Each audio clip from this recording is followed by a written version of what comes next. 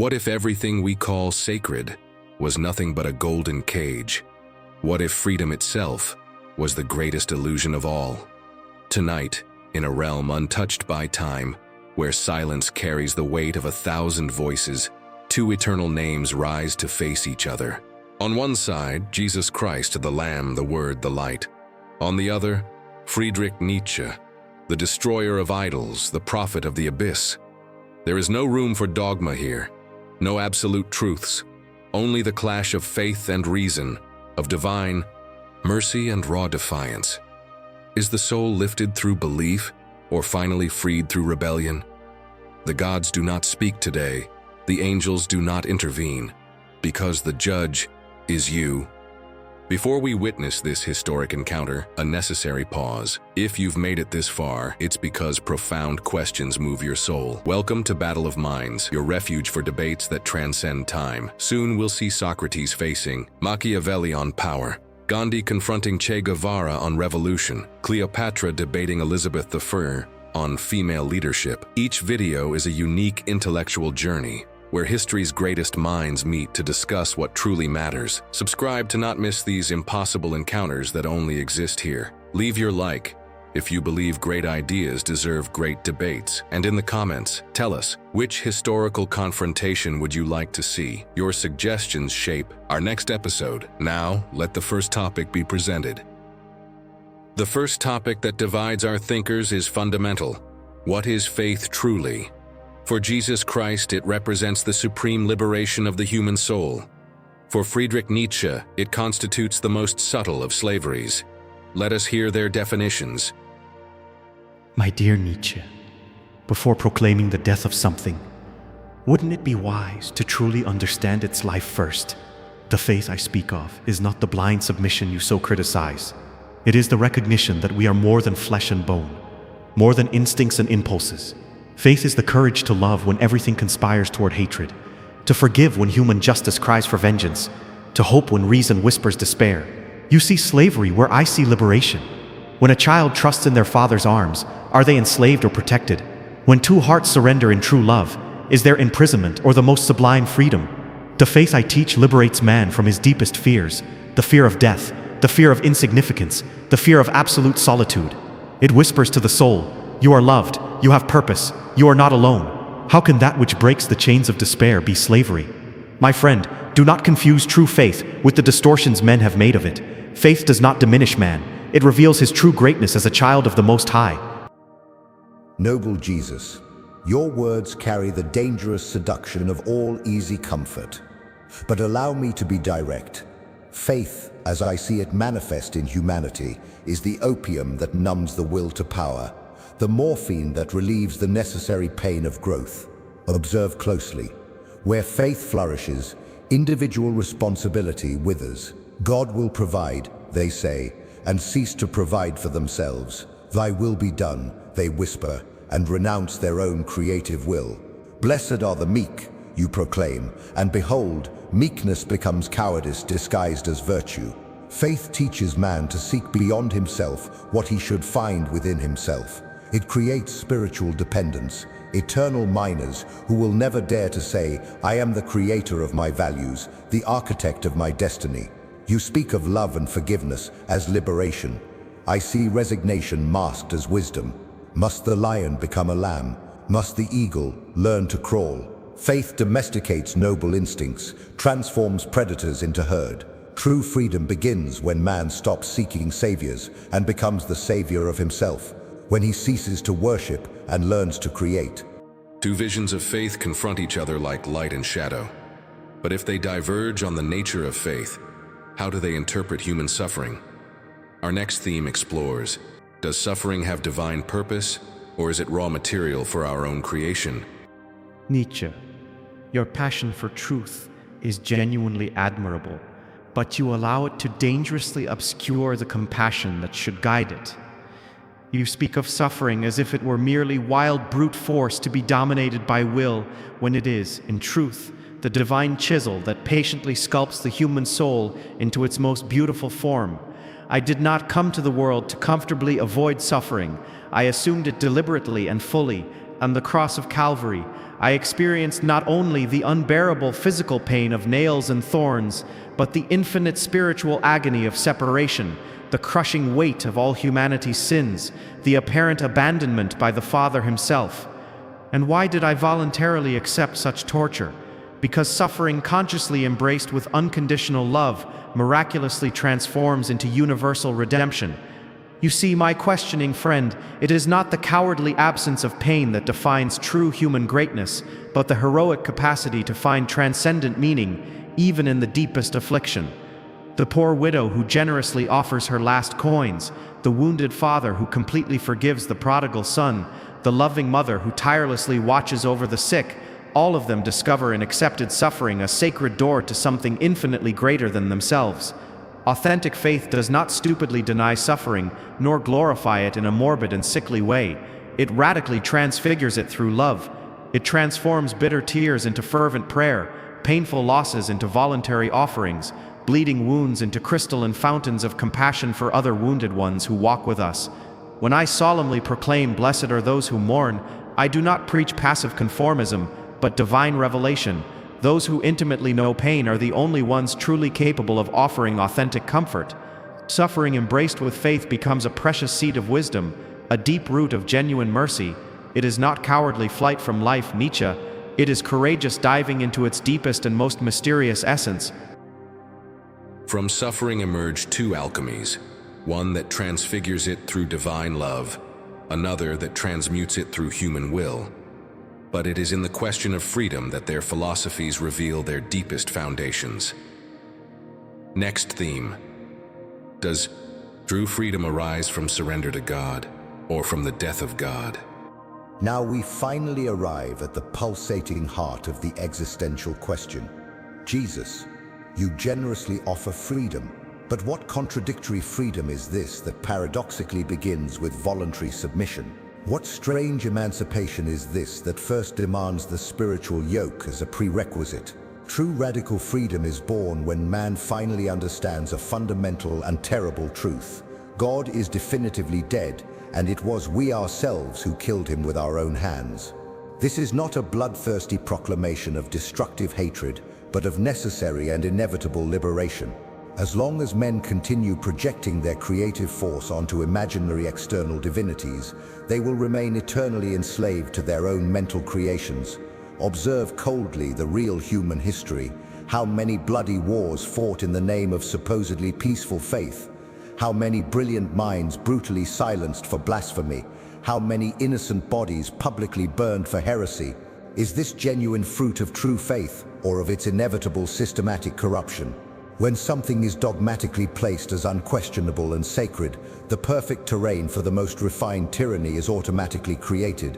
The freedom I courageously proclaim is more dangerous, infinitely more demanding. It is the absolute freedom to create original values, not merely obediently follow prefabricated commandments. It is the radical freedom to say no categorically to everything that artificially limits full human flourishing, including authoritarian gods and ready-made and rigid morals. The Superman I glimpse on the horizon is not a brutal tyrant, but a sublime creator, someone who has assumed total conscious responsibility for his entire existence, who does not desperately seek celestial approval nor pathetically fear eternal condemnation. An extraordinary being who gracefully dances over the abyss of existence without needing comfortable divine safety nets. This is the terrible and simultaneously magnificent freedom, discovering that we are the sole direct responsible parties for giving authentic meaning to life, without convenient excuses, without spiritual crutches, without external saviors, only the human will in its absolute creative plenitude,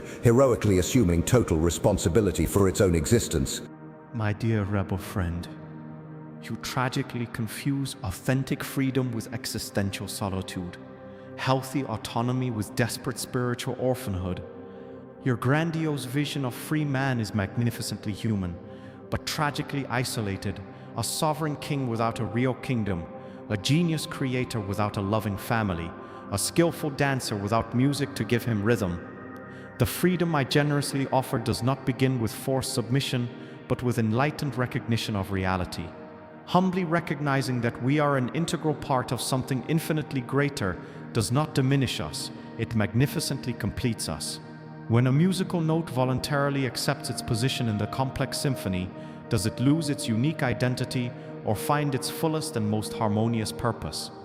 You dramatically proclaim the death of God to liberate modern man, but sincerely observe the concrete result, a chaotic world where each individual is the arbitrary god of himself, inevitably produces billions of divinities in permanent conflict.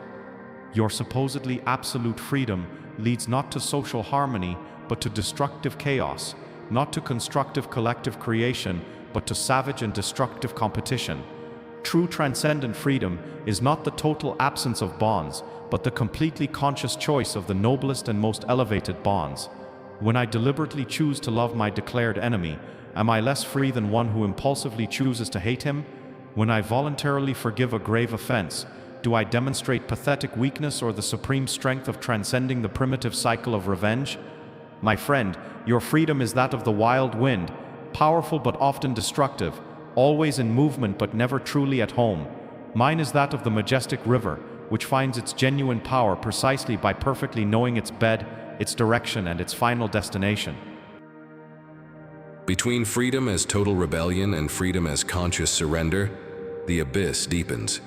But it is in the question of the meaning of existence that both reveal their most daring proposals. Final theme: is life's meaning discovered or created? God or the Superman? Nietzsche, I deeply admire your heroic courage in facing the apparent absurdity of existence, but I sincerely fear that you are building majestic castles upon quicksand. If each man must individually create his own meaning, how can we avoid life becoming a deafening cacophony of conflicting and contradictory meanings? The meaning I lovingly reveal is not an arbitrary external imposition, but the patient unveiling of an eternal truth inscribed in the very human heart since creation. Why does justice move us powerfully even when it materially harms us? Why does beauty move us deeply even when it serves us no practical purpose?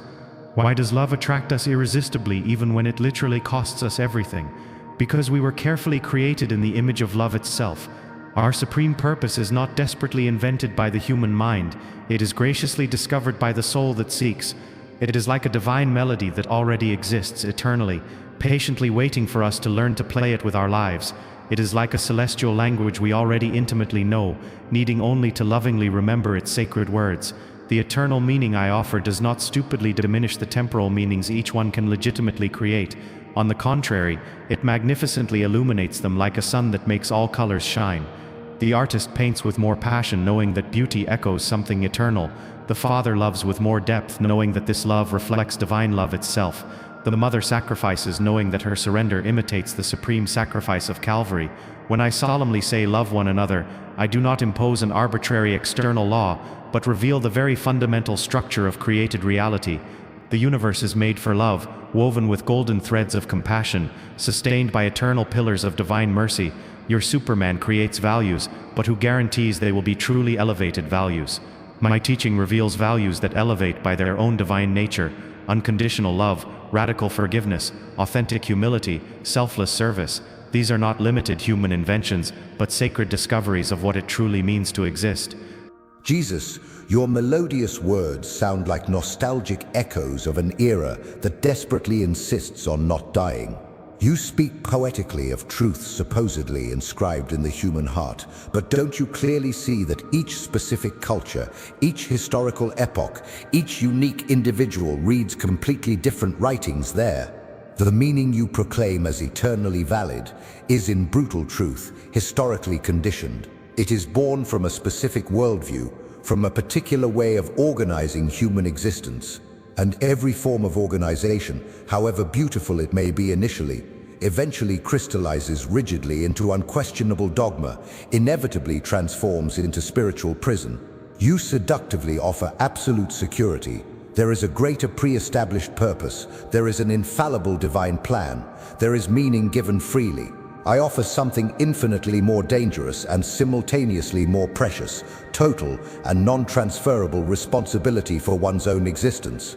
There is no comfortable safety net. There are no comforting guarantees. There is no prefabricated meaning patiently waiting for us. And do you know what this means concretely? It means that each genuine act of value creation is authentically heroic.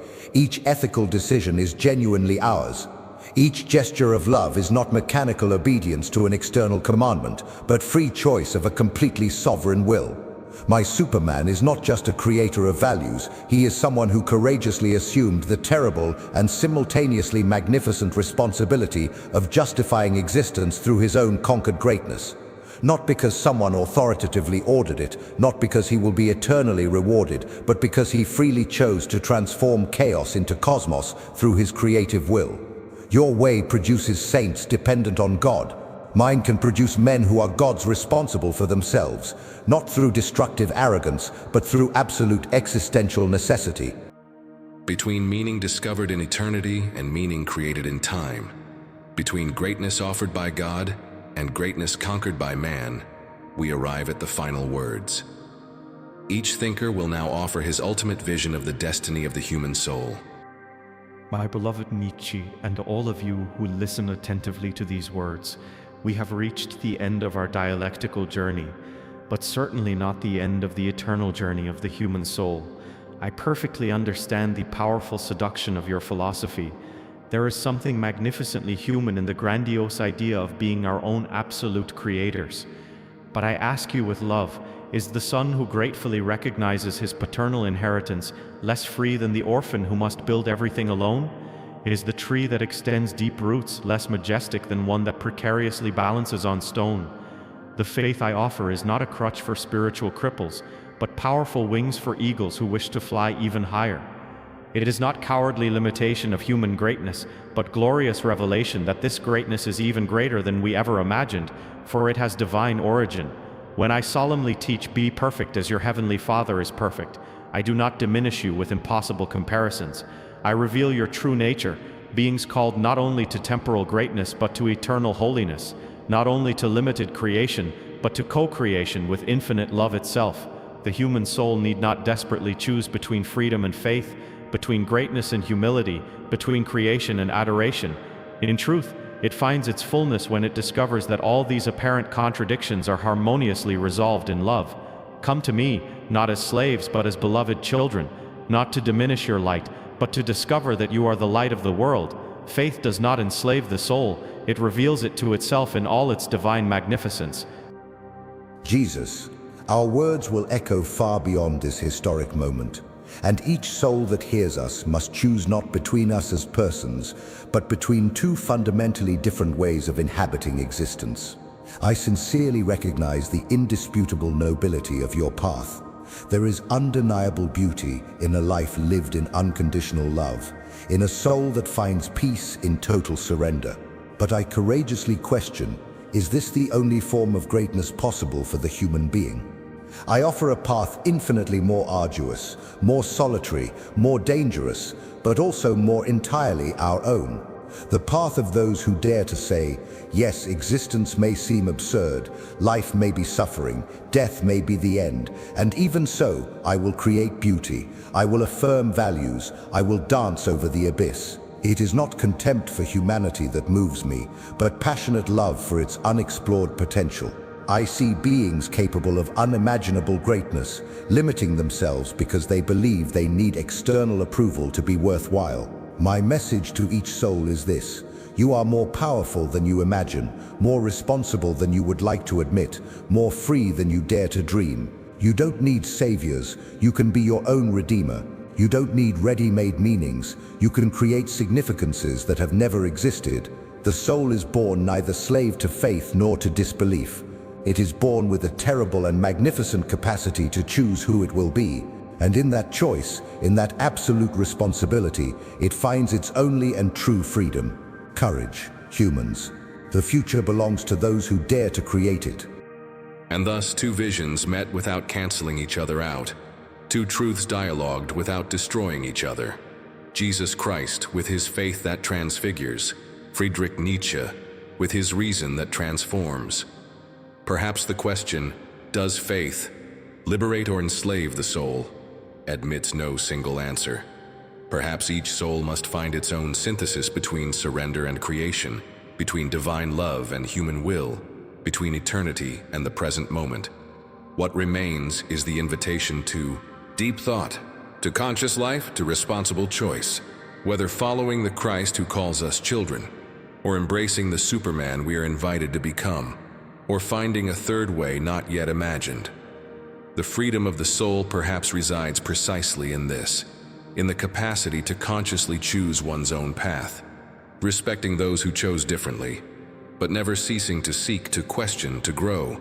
Tell us in the comments, which path resonates most deeply with your soul? And what other great encounters would you like to witness? The next debate is all ready, being prepared, and your voice helps shape it. Until the next impossible encounter, where time does not exist and great souls converse for eternity.